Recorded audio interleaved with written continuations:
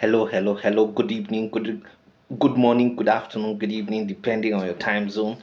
Welcome to my channel. My name is Ogbanje Joseph. Please subscribe to this channel, share, like, as well as drop a comment on the comment section. So our lecture today will be titled Challenges of National Planning and Implementation in Nigeria. Challenges of National Planning and Implementation in Nigeria.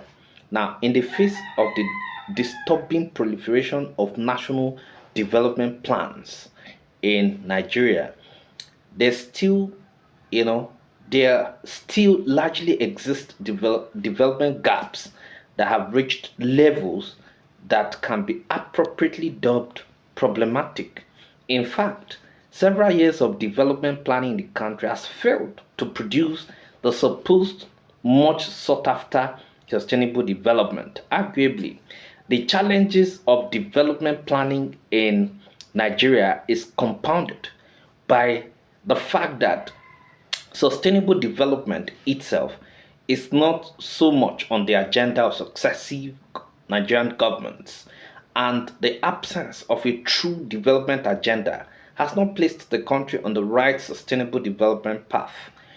This explains why Nigeria may be described as being in the thick of the world's poorest people that could be running against the tide and lagging behind in terms of almost all the development indicators. Now, the challenges are as follows. So, the number one challenge is misplacement of priorities.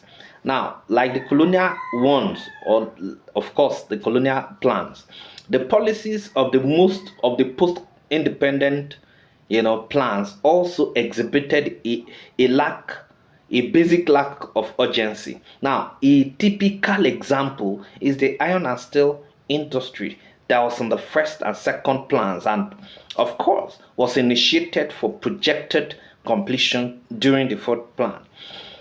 This represented a lag of 20 years, yet this project was repeatedly acclaimed the cornerstone of Nigeria's industrialization. Okay, and of course, similar examples are actually everywhere. Okay, so number two is lack of plan discipline. The failure of Nigerian political leaders and bureaucrats to abide by the plan objectives has frustrated development plans in Nigeria. Many previous plans in Nigeria were distorted during the implementation stages, which eventually killed the overall objectives of the plan. Indiscipline in the process of the implementation of the development plan has resulted in many abandoned projects in all parts of the country. Of course, Nigerians seem to lack the political will to keep to our plans. Of course, while there are enough rules, okay, while there are enough rules in the plans to enforce, the plan, the discipline, Nigerian leaders simply have a special knack for sidetracking development plans. Okay, so that is actually number two. Number three is lack of self-reliance. In spite of about 2 decades of post-independent planning, the basic neo-colonial structure of the economy persists in terms of its dependence on international capitalism. In fact, by the kind of industrialization strategy of these plans, this is anchored, that this is anchored to import in substitution, and consequently dominated by the multinationals. Now, post-independent planning has essentially integrated our economy more tightly and multilaterally into the orbits of the imperialist international capitalism.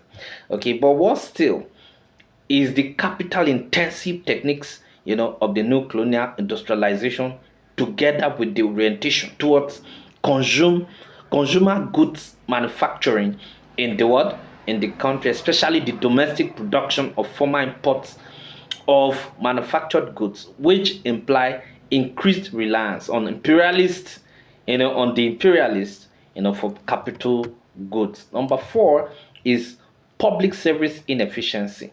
Now, another point that is actually a problem for the implementation of development plans in Nigeria is public service inefficiency. Now, since the public service is the institution that implements the development plans, any efforts at improving our implementation record must begin with the public service. The fact that Nigerians outside the public service are quite productive is an indication that the problem must lie to a large extent with the service itself. Although the public service reforms, which among other things attempted to increase the level of professionalization in the service, it is a step, is a step in the right direction. Now, the public service is still plagued with the problem of management malady, poor conditions of service, of remuneration, overstaffing, and lack of a clear-cut job description, as well as non-institutionalization of the principle of management by objective. Now, number 5 is technology transfer syndrome.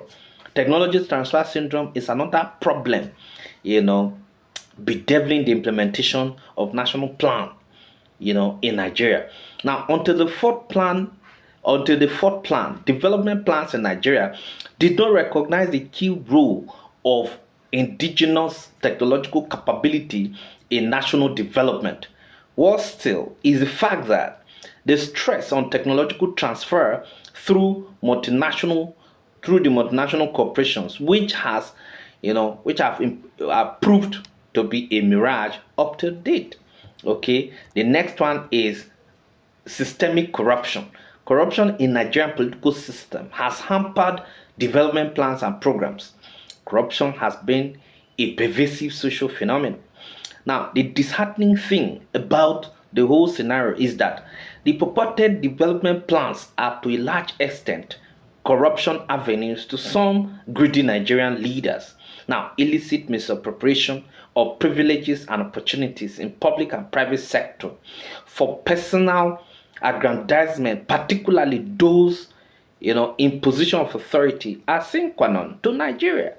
Okay, so now the involvement of our political leaders in massive corruption, both in military and civilian government, has been a stumbling block to national development plans in the country. Now, the next one, that is number 7, is inadequate executive capacity. Inadequate executive capacity is actually one of the greatest problems of development plans in Nigeria. In the area of execution. In fact, it is frustrating to plan the execution of programs which require the availability of organization, institutions, and skills, which the economy does not possess and cannot normally be expected to generate during the plan period. Executive capacity also involves the existence of competent contracting firms and basic socioeconomic, infrastructure, including competent hands to run the civil service and allied government machinery. Now, number 8 is absence of relevant data. Now, planning relies basically on data. Accurate data is a very scarce commodity in Nigeria due to problems arising from the inadequacies of the Federal Office of Statistics.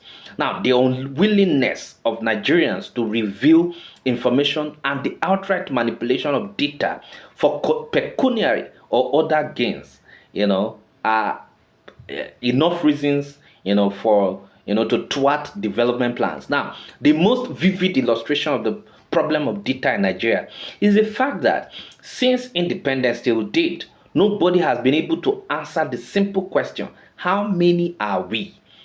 A country that does not know its population would definitely not be in position to determine the other vital statistics necessary for planning life, birth rate, death rate, number of those of school age, and other demographic changes in the population, which are essential for planning. Okay, so the absence of reliable background data has made the use of social indicators difficult and inadequate for plan preparation, implementation, and monitoring of national development. Number 9 is domestic foreign resource generation. Now, that is domestic foreign resource generation ratio. There's a tendency to have oversized plans because of the high expectation from foreign resources. This situation became obvious during the fourth plan when the original capital outlay of 70.5 billion for the public sector became unrealistic as a result of the disturbances in the oil market. The plans the plan's resource allocation was based on the assumption that oil production would remain at over 2 million barrels a day at a price of at least $40 per barrel. Regrettably, however, by February 1983, Nigeria was producing less than 1 million barrels per day at about $30 per barrel. Also, the first plan, and all the plans have always been like that. Number 10 is public-private sector partnership. There is arguably a very weak collaboration between the public and the private sector as far as development planning, efforts in Nigeria is concerned. Another one, okay, that is number 11 is lack of commitment. Okay, lack of commitment. Number 12, overambitious development plans. Number 13, lack of continuity of government programs. Okay, so those are just the major things we may need to know under the obstacles that have bedeviled development plans and implementation in Nigeria since 1960. Thank you very much.